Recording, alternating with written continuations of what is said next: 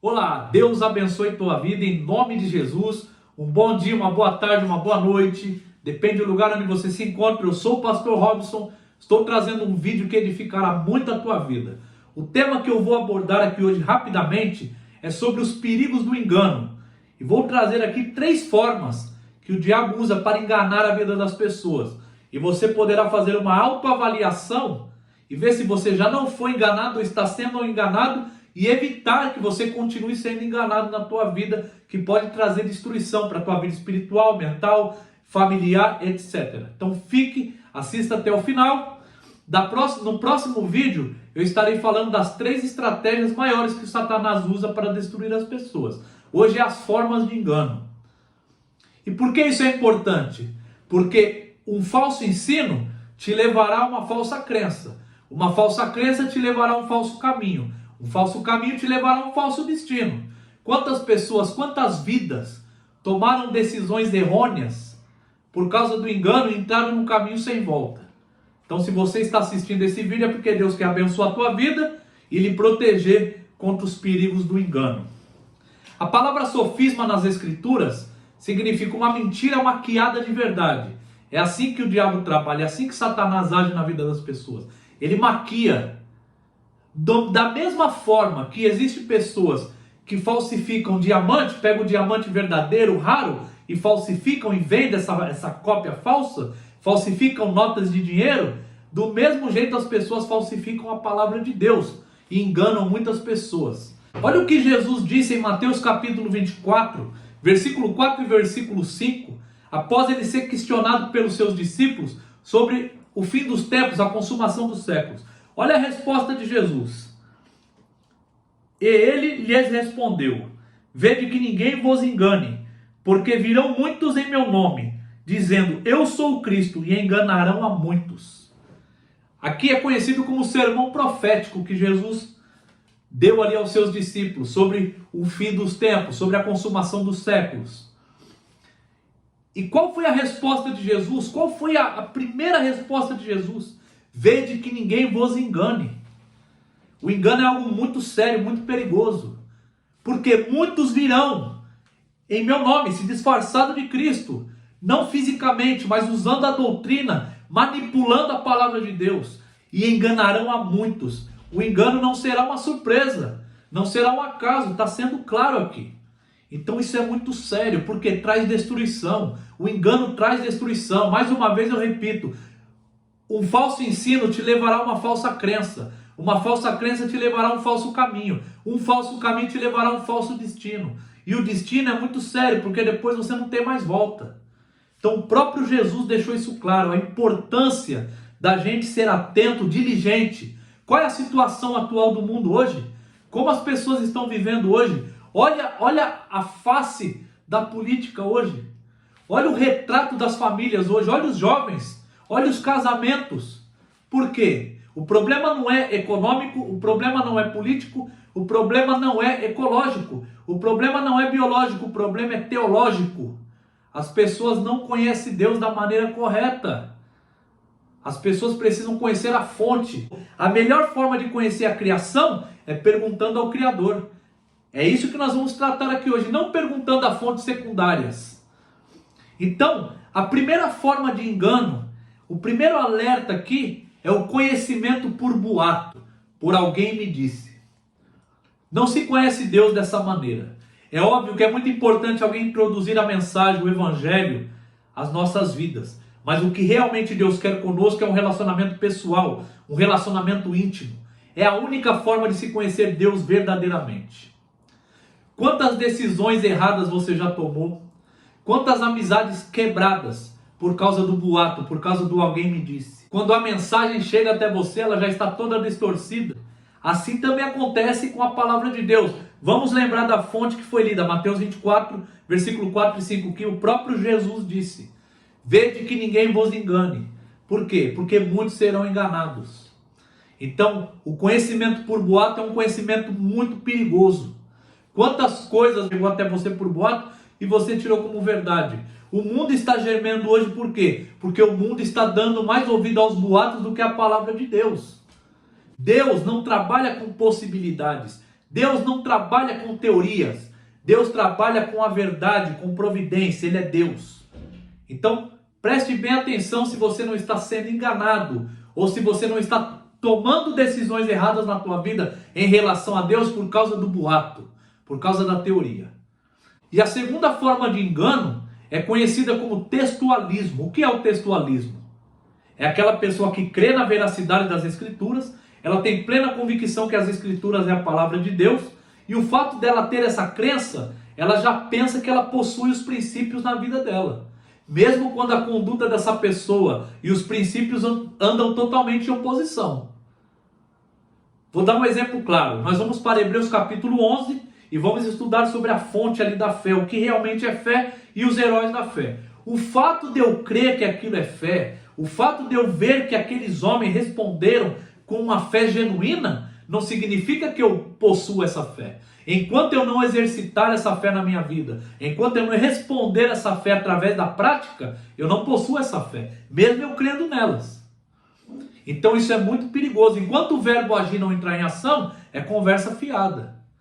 Conhecimento é informação. Eu preciso do conhecimento, eu preciso ter informação. Inteligência é entendimento. Eu preciso compreender aquilo que eu recebi como informação. Agora o terceiro passo é sabedoria, é aplicar o conhecimento e a compreensão que eu recebi. Então, enquanto a sabedoria não entrar em ação, é conversa fiada. Então, o textualista, ele engana a si mesmo. Tiago capítulo 1, versículo 22, Tiago diz assim: tornai-vos praticantes da palavra e não somente ouvintes, enganando-vos a vós mesmos. E a terceira e última forma de engano, até uma consequência do textualismo, é conhecida como verdades adormecidas. É uma forma trágica de engano. É quando conhecemos a verdade, falamos sobre a verdade, oramos sobre a verdade, mas essa verdade não afeta em nada a nossa conduta de vida. Não se torna o padrão da nossa existência. Se você crê que Deus é onipresente, se você crê que Deus é onipotente, onisciente, que Deus é soberano, mas esse conhecimento sobre Deus não afeta a tua conduta moral, social, intelectual, a forma que você trata tua esposa, o teu casamento, o teu marido, a forma que você trata teus filhos, como você se conduz no teu trabalho, a tua vida pessoal, aquilo que você assiste, os lugares que você vai, as amizades que você tem, você está tratando essa verdade como uma mentira. É por isso que hoje está muito difícil distinguir quem é um cristão e quem não é um cristão. Quem tem luz e quem não tem. É porque essas verdades estão adormecidas. Efésios capítulo 5, versículo 14, o apóstolo Paulo escreveu assim: desperta, ó tu que dormes, levanta-te dentre os mortos, e Cristo te iluminará. Quais são as verdades adormecidas na tua vida que precisam ser despertadas? O que é que você está dando crédito por boato que está te levando à destruição? Se você crê realmente na palavra de Deus, que ela se torne padrão de vida para você. Nós não somos perfeitos, mas nós somos aperfeiçoados pelo Espírito Santo de Deus. 1 João capítulo 4, versículo de número 1, João diz assim: amados, não deis crédito a todo espírito, a toda doutrina, a todo ensino. Antes, provai os espíritos, para saber se realmente são de Deus, são da parte de Deus. Quando ele diz ali, não deis crédito, não credibilize tudo que as pessoas dizem. Ele está dizendo, não saia dizendo amém para tudo.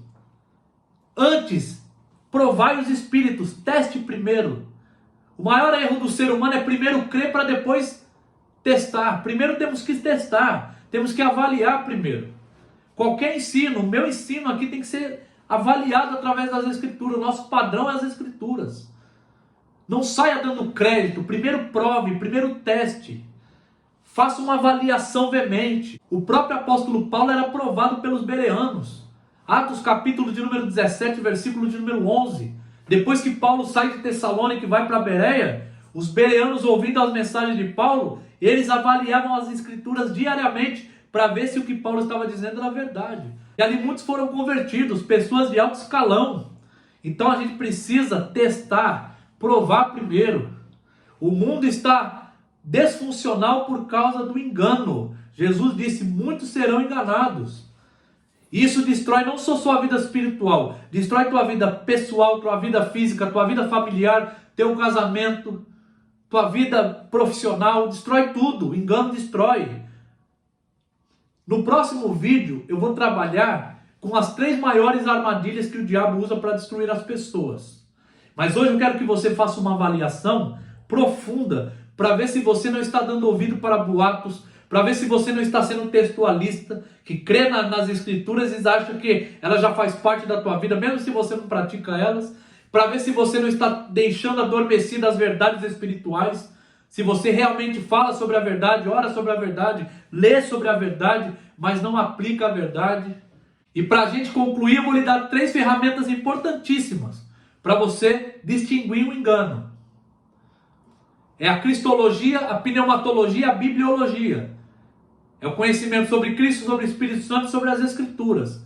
É a base fundamental de um sermão, de um ensino. Cristo, Ele é o Senhor dos Senhores. Você vai para Colossenses capítulo 1, você vê a primazia de Cristo a partir do versículo 13 em diante. Nele tudo subsiste, Ele é a imagem do Deus invisível. Você vai para Filipenses capítulo 2, a partir do versículo 5 ao 11, você vai ver que Deus exaltou Jesus sobremaneira, acima de todo nome. E que ao nome de Jesus todo joelho se dobrará e toda língua confessará que Ele é Senhor, para a glória de Deus Pai. João capítulo 1, você vai ver que Jesus é o Criador e não a criatura. Então, qualquer um que pregue sobre Jesus tem que exaltá-lo acima de tudo e de todos. Ele é o centro, Ele é a raiz, Ele é a fonte. Tudo é nele, tudo é por Ele, tudo é para Ele. Não adianta somente um sermão falar sobre Jesus superficialmente. Incluir Jesus no sermão. Não se inclui Jesus no sermão. Jesus é o centro do sermão.